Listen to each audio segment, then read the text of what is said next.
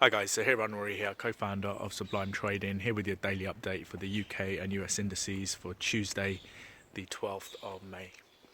Alright guys, hope you're well, hope you had a great week so far. So starting with the FTSE 100, still seeing a bit of bullishness coming in, but really waiting for a convincing break and close above the 6,000 round number and the high of last month to really suggest a continuation to the upside. So really not much to report on for now, still standing aside, patiently waiting to see in which direction the FTSE decides to go. Now, moving across to the US indices, we've seen bullishness since the start of May, particularly on the Nasdaq. There's a move of around 8% to the upside. The Dow Jones and the S&P are looking at around 3 to 5% move to the upside, so there's certainly bullishness creeping in.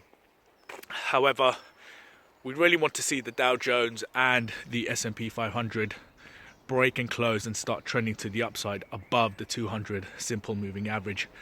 The Nasdaq is very much leading the way. It's already trading above the 200 simple moving average convincingly. It's above the 50 simple moving average, and also it's trading above the high of last year.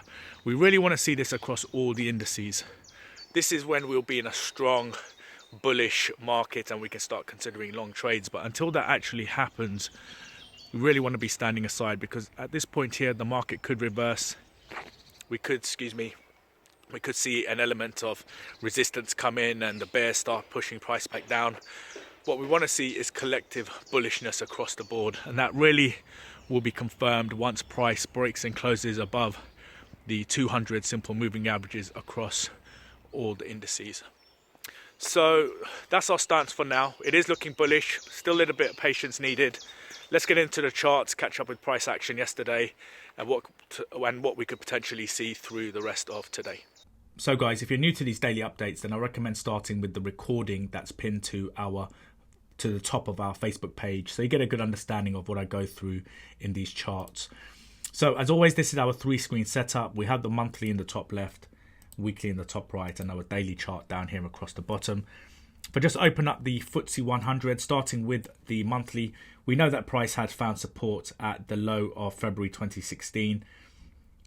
April saw bullishness, and then May also, that momentum has continued. We can still see though that price needs to clear the high of April to really suggest strength to the upside. Now if we look to the right hand side, we can see the scale is at 6,007, so price is now trading above that 6,000 level.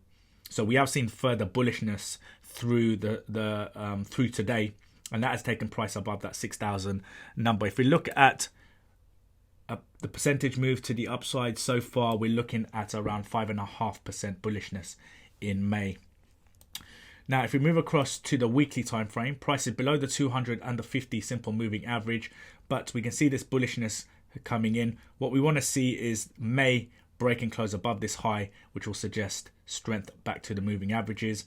And we can see that in more detail on the daily. Even though price is below the 200 moving average, it's trading above the 50 moving average, it's trading above the 20 moving average, particularly the 20, which is acting as support. But we want to see this high point cleared, which is the high of April, to suggest strength to the upside. Until then, price is really just in an area of consolidation. Okay, moving on to the US indices, starting with the Dow Jones. If we open up the monthly time frame, we can see that the candlestick for May is still inside the range of April. So we really want to see price clear above the high of April to suggest strength to the upside. Now, if we look at the month of May, so far we're looking at around 4% increase to the upside. But again, we really want to see a break and a close above the high of April to suggest real strength. On the weekly time frame, price is above the 200 moving average, which is positive on the weekly time frame, but below the 200 moving average, below the 50 simple moving average. So once again, price above the 200 moving average, but below the 50 simple moving average. And on the daily time frame, price is below the 200 moving average, but finding support at the 20 simple moving average and the 50 simple moving average. So again, what we want to see is a break and a close above the high of April to suggest strength back to the 200 moving average. We want to see the daily 200 moving average clear to suggest strength back to the all-time high. Moving on to the S&P 500, starting with the monthly time frame. Again, we can see that the month of May is trading inside the range of April. If you look at May so far, however, we are looking at a move of around 5% so far to the upside. If we move across to the weekly time frame, price above the 200 moving average but below the 50 simple moving average. So we want to see this area of resistance cleared, which is coupled with the 3,000 round number. And then that area is also coupled with the 200 moving average on the daily time frame. So price is not too far off that. If we get breaking close above the high of April and this whole area of resistance ahead, then that will suggest strength back to the all-time high.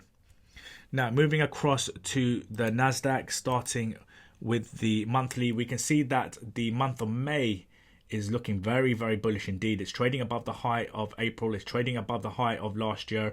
What we now want to see is strength towards that all-time high. We can also see prices trading above the 9,000 round number.